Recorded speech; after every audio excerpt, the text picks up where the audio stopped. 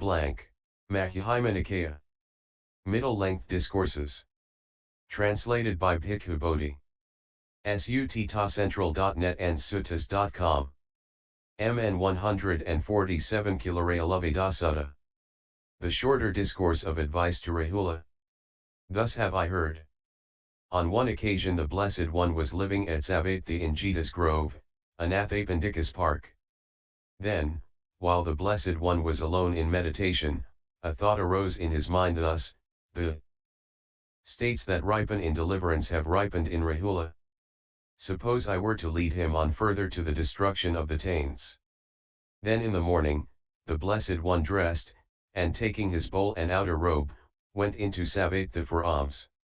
After his alms round, he addressed the venerable Rahula thus: Take your sitting cloth with you, Rahula, let us go to the blind men's grove to pass the day. Yes, venerable sir, the venerable Rahula replied, and taking his sitting cloth with him, he followed close behind the Blessed One. Now on that occasion many thousands of deities followed the Blessed One, thinking, Today the Blessed One will lead the venerable Rahula further to the destruction of the taints. Then the Blessed One went into the blind men's grove and sat down at the root of a certain tree on a seat made ready. And the venerable Rahula paid homage to the Blessed One and sat down at one side. The Blessed One then said to the venerable Rahula, Rahula, what do you think? Is the I permanent or impermanent?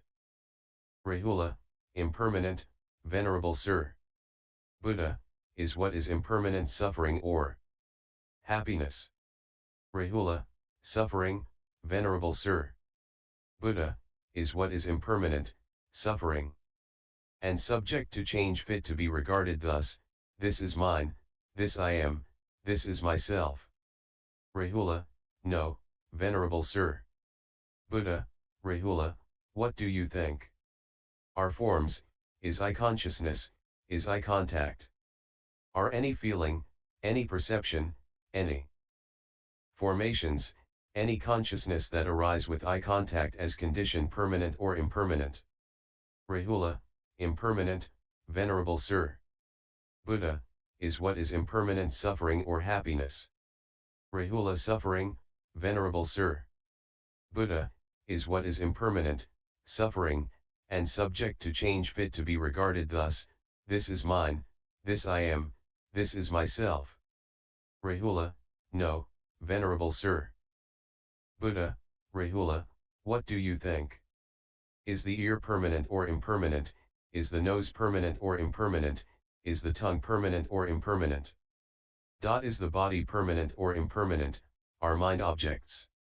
Is mind consciousness, is mind contact? Are any feeling, any perception, any formations, any consciousness that arise with mind contact as condition permanent or impermanent? Rahula, impermanent, venerable sir. Buddha, is what is impermanent suffering or happiness? Rahula, suffering, venerable sir. Buddha, is what is impermanent, suffering, and subject to change, fit to be regarded thus: this is mine, this I am, this is myself. Rahula, no, venerable sir. Buddha, seeing thus, Rahula, a well-taught noble disciple becomes disenchanted with the I, disenchanted with forms, disenchanted with I consciousness, disenchanted with I contact, and disenchanted with any feeling, any perception, any formations, any consciousness that arise with eye contact as condition.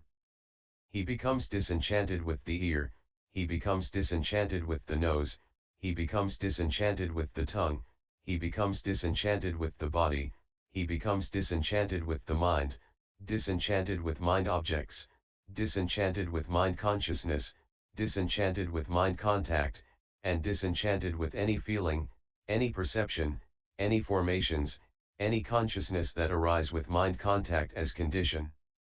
Being disenchanted, he becomes dispassionate. Through dispassion his mind is liberated.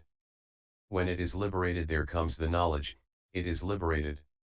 He understands, birth is destroyed, the holy life has been lived, what had to be done has been done, there is no more coming to any state of being. That is what the Blessed One said. The venerable Rahula was satisfied and delighted in the Blessed One's words. Now, while this discourse was being spoken, through not clinging the venerable Rahula's mind was liberated from the taints. And in those many thousands of deities there arose the spotless immaculate vision of the Dhamma. All that is subject to arising is subject to cessation. In summary, the Buddhas gave a discourse to his son Rahula that brought Rahula to arahantship. A thorough breakdown of what is not to be considered self and why it is not to be considered self, and how the five aggregates are impermanent and what's impermanent are non-self and leads to suffering. References: 1 www